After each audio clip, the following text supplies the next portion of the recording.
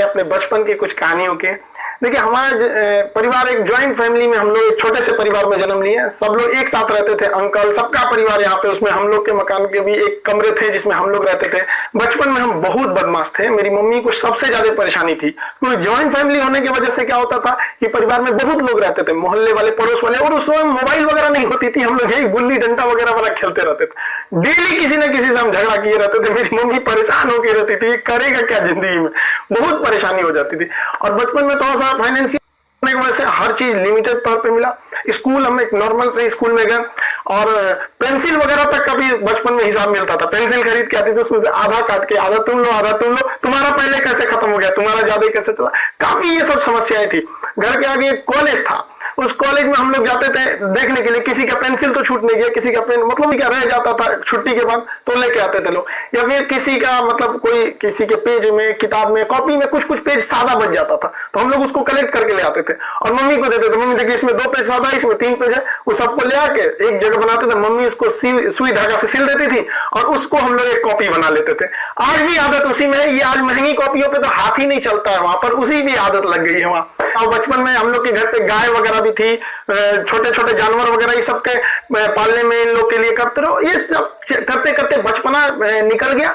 और इस बीच मेरे पिताजी जो थे वो अलग अलग जगहों पे वर्क करते रह गए, कभी शिप बिल्डिंग में, कभी पाइपलाइन में, कभी फॉरेन में, अलग अलग जगह पे, एक स्टेबल नहीं रहा, जिसका खामियाजा हम लोग को आगे जाके बहुत बड़ा भुगतना पड़ गया था। फाइनेंशियली खराब होने की वजह से हमको शुरुआत में, हम जब 8 पास किए तो वहीं से हमको फौज में जाने का थोड़ा सा जुनून लगा कि हमको फौज में जाना चाहिए। तो हम 9th में जब पढ़े थे, सैनिक स्कूल का एंट्रेंस का एग्जाम दिया, उसमें मेरा सिलेक्शन ही नहीं हुआ, पता नहीं क्यों सैनिक स्कूल में नहीं हुआ। तो फिर हमने पॉलिटेक्निक का दिया, तो पॉलिटेक्निक के भी उसमें देखिए एक्चुअली क्या है कि जो एकेडमिक पढ़ाई होती है उससे थोड़ा सा बेटर होता है जो कॉम्पिटिटिव होती है। तो 8 के बाद ही सैनिक के लिए कॉम्पिटिटिव वाला माहौल आ गया था। फिर पॉलिटेक्निक में दिए, उसमें रैंक अच्छा नहीं आया तो हम कहे छोड़ो, अब नॉर्मल 10th यानी मैट्रिक करते हैं, उसके बाद इंटर करते हैं। इंटर करने के बाद फिर हम लोग ने सोचा कि एनडीए का देते हैं, इसमें AI ट्रिपल हम लोग के वक्त में होता था, AI ट्रिपल ही उसको दिए। IIT के दिन तो हम सोए रह गए थे वहां। फिर एनडीए के गए सिलेक्शन के लिए, तो एनडीए में रिटन एग्जाम हुआ, वो काफी ठीक ठाक था। और एनसीसी वगैरह हम लोग ने किया था, तो उससे फौज से काफी ज्यादा उससे जानने को मिल गया, कौन सा हथियार कैसे काम करता है। ये वो एक जुनून हो गया कि भाई हम लोग को ये कॉन्फिडेंस था ना कि फौज में हो जाएंगे तो ट्रेनिंग की कुछ खास जरूरत नहीं पड़ेगी, हम लोग तो इसे बहुत हद तक जानते हैं हथियारों के बारे में। सब होने के बाद वहां पे क्या होता है कि सिलेक्शन काफी प्रोसीजर काफी कॉम्प्लेक्स होता है, वहां मेडिकल जांच होती है हर चीज का। मेरा हाथ काफी टेढ़ा है, अभी इतना टेढ़ा होने की वजह से दोनों हाथ कि मतलब अब मेडिकली आउट कर दिया जाए। अब मेडिकल आउट होने की वजह से ये सब चीजें सही नहीं हो सकती हैं। तो यही एक तो वही था मेरे लाइफ का, इसके आगे हमने कोई सपना ही नहीं देखा था कि हमको कुछ और भी करना है, शुरू से ही फौज में ही जाना था हमको। अब हमारे लिए तो एकदम विकट परिस्थिति हो गई, साथ ही साथ फाइनेंशियली भी दिक्कत हो गया। अब क्या करें, तो नॉर्मल एक सरकारी स्कूल से इंटर था मेरा, फिर एक नॉर्मल ग्रेजुएशन किए, ग्रेजुएशन BSc। अब इसमें फाइनेंशियली दिक्कत भी बहुत ज्यादा आ गया। इन दिक्कत में सबसे ज्यादा साथ दिया मेरे 3 दोस्तों ने, सोनू, पवन, हेमंत। ये 3 दोस्तों ने हमारा बहुत ज्यादा हेल्प किया और हम सबसे खुश नसीब है, हम ये कह सकते हैं कि दोस्त हमें बड़ा बढ़िया मिले। तो सोनू था, पवन, हेमंत, इन लोग के पास जो पॉकेट मनी आती थी ना, तो जो घर से उसमें से काट के कुछ हमको दे देते, कुछ ये, तो हम लोग में मिलजुल के अच्छे से करते थे। तो एक साथ में हम लोग पढ़ाई करते थे, हम सबको, चारों को, हम लोगों को डिफेंस में ही जाना था। अब हम लोग ने क्या किया भाई, बाकी लोग की फाइनेंशियली ठीक थी, हेमंत की भी सही नहीं थी, तो वो सेल्फ डिपेंडेंट था। तो हेमंत ने कहा कि एक काम कर दो भाई, चलो तुम भी को टीचिंग में ले आते हैं। तो उसने क्या किया, हमको एक होम ट्यूशन के पास ले गया पढ़ाने के लिए, होम ट्यूशन। अब वो हम लोग को बच्चों को उतना पढ़ाने का आइडिया नहीं, बस उसको लड़का बहुत पढ़ने में कमजोर था और उसको होम ट्यूशन पढ़ाया गया ना, स्कूल में बहुत अच्छा टॉप पे आ गया वो, उसके घर वाले काफी खुश हुए सब, और वो बहुत अच्छा सा पढ़ रहा था। इसी बीच उसने कहा कि चलो तुम्हें एक कोचिंग में इंट्रोड्यूस करते हैं। तो एक कोचिंग में गए, वहां पे मतलब काफी स्टूडेंट जो थे, मतलब बहुत ज्यादा नहीं थे, नॉर्मल था कोचिंग वहां पे। वहां हम गए तो हमको फर्स्ट दिन केवल 6 लड़के मिले और 6 लड़के में अजीब सा माहौल हो गया। वो हमको, मेरी दाढ़ी उड़ी भी नहीं थी, तो अजीब, उनको लगा कि तो हम ही लोग के बीच का है। तो हम 6 बच्चे को पढ़ाए, हमको भी खुद एम्बेरस फील हो रहा था, इनको उस तरह से देख क्यों नहीं रहे हैं। अब उसको 6 लड़कों से अगले दिन वो 50 हो गए, फिर 100 150, इतना तेज बढ़ने लगा। अब वो कोचिंग वाला जो था उसको लगा कि नहीं भाई पैसा तो ठीक आ रहा है यहाँ पे, ये तो ठीक ठाक है। तो उन्होंने हमको कह दिया कि भाई देखिए सर, आपको अपना नाम, पता, एड्रेस, मोबाइल नंबर कुछ भी नहीं देना है। हमको जरूरत भी नहीं है इसकी, हमको चुपचाप पीजी वगैरह करना है यहाँ पे। हमारी तो फौज का सपना टूटा था, समझ में नहीं आ रहा था करे क्या करें यहाँ पर, क्योंकि लाइफ बड़ी अजीब चीज होती है। जब तक आपको समझ में आएगी आधी बीत चुकी रहती है।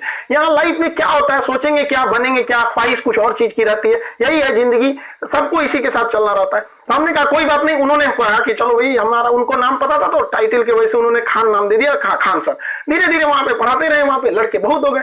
वो कोचिंग वालों को ऐसा ज्यादा दिखता था, हमें बच्चों का करियर दिखता था। वो कहते थे कि सर इतने कम फी में आप इतना क्यों बता रहे हो। हम कहे सर हम कैसे करें, उनके साथ किस तरह से हम कह देंगे कि तुम्हें कम बता। इस वजह से थोड़ा सा टसल हो गया, हमको वो छोड़ना पड़ गया कोचिंग। फिर दूसरे जगह गए, तीसरे जगह। उसके बाद से हम लोग ने यहाँ पर आके अपना खान जीएस रिसर्च सेंटर किए। तो हमारा यहाँ पे कुछ खास जानकारी नहीं थी पटना में, क्योंकि हम लोग गाँव एरिया से आए थे। तो यहाँ पे कुछ पार्टनर्स वगैरह को कुछ ढूंढे यहाँ के लोगों को। उन लोगों ने तो सत्यानाश ही कर दिया। उन लोगों ने सारा चीज 6 महीने बाद उन लोगों का फुल प्लानिंग था कि कोचिंग को हड़प लेना है। उन लोगों ने कहा कि बेंच भी मेरा, कुर्सी मेरा, पंखा में, सब कुछ। हम तो परेशान हो गए, मेरे पास कुछ भी नहीं बचा। ये हाल कर दिया लोगों ने कि हमारे जेब में केवल 40 रुपया बचे थे और घर लौटने के लिए 90 रुपए चाहिए था। हम परेशान हो गए, भाई कम से कम 90 तो छोड़ो, घर चले जाए यार पे, यहाँ पे क्या कर दिए। कोई दिमाग काम नहीं कर रहा था। तो गंगा के किनारे हम बैठे थे शाम के वक्त में, टेंशन में। यहाँ पर सोचे कि अब टेंशन में जाएंगे अब रूम। तो यहाँ से जब रूम पे गए, वहां पे पता चला वो दरवाजा खटखटाए तो कोई खोल ही नहीं रहा था। बड़ा देर बाद खोले तो मुझे कहाँ थे, हम कहे यहीं पे नदी बैठे थे, टेंशन में थे थोड़ा सा। कहे कितना टाइम हो रहा है, हम कहे यही 7-8 बज रहा होगा। तो उन्होंने कहा कि घड़ी देखो। हम देखे रात का 2:30 बज गया था। टेंशन से ना दिमाग काम नहीं कर रहा था, क्या करे क्या नहीं, अजीब सा माहौल हो गया था। अब हमको समझ में आ गया कि भाई हमारे पास केवल 40 बचा है, यानी ऊपर वाला हमको रोक रहा है यहाँ पर किसी न किसी वजह से, तो हमें रुकना चाहिए। अब फाइनली हमने भी डिसाइड कर लिया कि अब हमको अपने फिर से एक नई शुरुआत करनी है। इस बीच हमको एक अनुभव मिला कि भाई सब पे आप आंख बंद करके भरोसा नहीं कर सकते। अब टीचर और स्टूडेंट का एक रिलेशन भारत में बहुत बेहतरीन है, ये आदिकाल से देखा जाता है। तो हमने क्या किया ना, अब कोचिंग्स में ना स्टूडेंट्स जो थे, बहुत जो पुराने थे, जिनका मन के चलिए कहीं जॉब हो गया, अभी ज्वाइनिंग लेटर का वेट कर रहे हैं ऐसे, तो उन लोगों को रखे भाई देखो हम लोग को फिर से शुरुआत करनी है, क्योंकि ऐसे हम लोग छोड़ नहीं सकते हैं। क्योंकि यहाँ पे क्या हो गया कि कोचिंग एक इंडस्ट्री बन चुका है, लोग इसको इनकम सोच रहे हैं। अब हम लोग आंख में इसलिए खटकते थे, हम लोग के लिए पैसे मायने नहीं रखते थे, लड़कों का पढ़ाई मायने रखता था। तो प्रॉब्लम तो सबको हो रही थी, तो हम लोगों को ये शुरुआत करनी थी। अब शुरुआत किए कैसे तैसे, थोड़ा बहुत पैसे से स्टार्ट किए लोग। अब वहां पे क्या है कि जो गरीब है पैसे मत दो भैया, विकलांग हो मत दो, कभी कोई इस तरह से जोर नहीं दिया गया। इस वजह से ही फाइनेंशियल प्रॉब्लम है। अगर अदरवाइज में आदमी पैसे के पीछे पड़ा रहता तो कोई प्रॉब्लम नहीं था। इस बीच हमारे कोचिंग पे बम चल गया, तबातोड़ बम चल रहा है। हमको अजीब सा लग गया कि भाई हम कोचिंग में बॉर्डर पे खड़े, हमारा सपना तो नहीं पूरा हो गया, हम फौज में आ गए। दीजिए देख रहे पूरा अपना तबरी मचा हुआ है बम से। इतनी तबाही हो गई, हमको मतलब एकदम लास्ट में आ गए कि हमको अभी लगता है यहां से छोड़ देना पड़ेगा। फिर लड़कों ने कहा कि सर आप हाँ हिम्मत मत हारिए। हमारे कोचिंग में, हमारा जो कैंपस है इसके अगल बगल में 17 कोचिंग है, सबका शटर बंद हो गया, सब लोग भाग गए। लोग हम लोग अकेले, भाई कम से कम कोई पूछते भी आता तो कम से कम एक सहानुभूति लगती है। लेकिन लड़के आए, लड़कियां तक आई कि सर कोई बात नहीं आप खोलिए, हम लोग पढ़ेंगे लोग, यहाँ कितनों बम चले यहाँ पे। तो हम क्या किए, पूरे कैंपस में मेरे कोचिंग पे सुबह में बम चला था, शाम वाले बैच में पूरी फुल प्लेजेड से स्टूडेंट आए थे।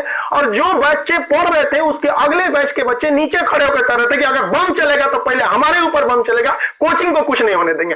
बहुत हेल्प हुआ हमको यहाँ पर, बच्चों ने ही हमको बहुत ज्यादा सपोर्ट किया। और धीरे धीरे ऊपर वाला सबको देखते रहता है, क्योंकि हम दूसरे के सीसीटीवी कैमरे से बच सकते हैं, ऊपर वाले के सीसीटीवी कैमरे से नहीं बच सकते हैं। और अचानक साथ मिला, सारे बच्चे देखते देखते हमने बच्चों के लिए लाइब्रेरी भी डाला, हो पटना का सबसे बड़ा लाइब्रेरी हो गया, फिर कोचिंग बड़ा हो गया, सब कुछ सही हो गया। लड़कों का रिजल्ट आने लगा, सारे लड़के खुश हो गए। और खास करके उस बैच के लड़के जो पढ़ रहे थे, और हम लोग के लिए था, पता चला कि अब तो आपको ऑनलाइन ही पढ़ाना पड़ेगा। और हमारे जैसे ऑनलाइन आदमी को ऑनलाइन कुछ पता ही नहीं, फेसबुक चलाने नहीं आता हमको, सुनते हैं कि टेलीग्राम व्हाट्सएप की तरह होता है, लेकिन हमको आज तक टेलीग्राम पता नहीं चल पाया। और हमारे जैसे आदमी को ऑनलाइन आना पड़ेगा, तो हम तो आफत हो गया मेरे लिए। तो हमारे गांव पे मेरा दोस्त था, उसकी फोटोकॉपी की दुकान थी, छोटी सी शॉप थी फोटोकॉपी की। अब आप समझ सकते हैं फोटोकॉपी की दुकान पे क्या इंफ्रास्ट्रक्चर, कितनी बड़ी बिल्डिंग तो होगी नहीं, छोटा सा जगह था। अब वो शटर सामने थी, शटर गिराते थे लोग, एक लकड़ी का पलाई बनाए उसमें पढ़ाना चालू किए। पता चला आमने सामने से पुलिस की गाड़ी जाती थी, तो शटर के अंदर हम लोग पड़े हैं, पसीना हो रहा है, वैसे पुलिस का सायरन आ रहा है, आवाज आ रहा है। लड़के कह रहे सर कैसे वीडियो बना रहे, कहां से बना रहे, ना लाइट सही है ना आवाज सही है। हम भाई हमको यही है जो है यहाँ पे।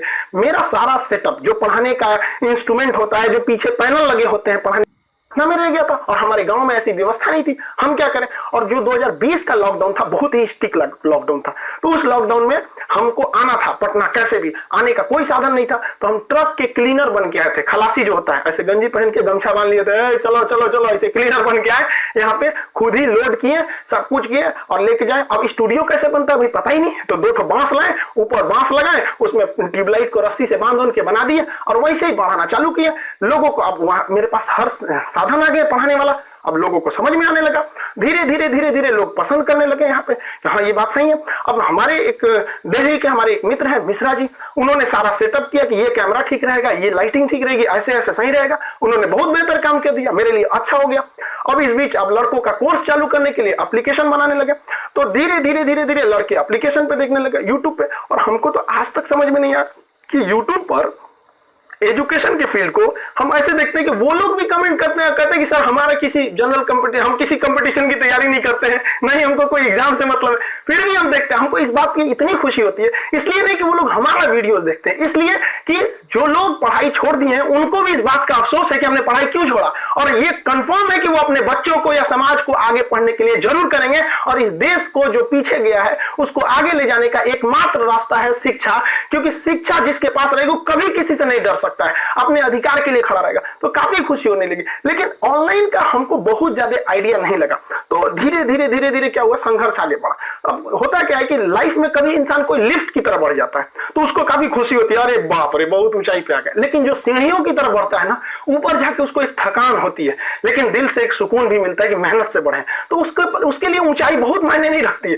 तो जो लोग देखेंगे ना उतराने लगते हैं, अहंकार कर देते हैं, उस सबसे लिफ्ट से बढ़ा है सब वहां पे। तो जीवन में कभी किसी को अहंकार तो करना ही नहीं चाहिए यहाँ पर, और ना ही दूसरे की बुराई करनी चाहिए। दूसरे की बुराई से कोई फायदा नहीं मिलता है, आपस में मिलजुल कर रहना चाहिए। बुझ जाते हैं कभी दिए तेल की कमी से भी, हर बार कसूर हवाओं का नहीं होता है। आखिर में हम आप सबसे यही कहना चाहेंगे कि ये दुख, ये दर्द, ये गम, ये सब तेरे अंदर है। तू खुद के बनाए पिंजरे से बाहर निकल के देख, तू अपने आप में एक सिकंदर है। इस वीडियो के बारे में अपनी राय नीचे कमेंट सेक्शन में हमें बताएं और अपने दोस्तों के साथ ये वीडियो शेयर करना ना भूलें।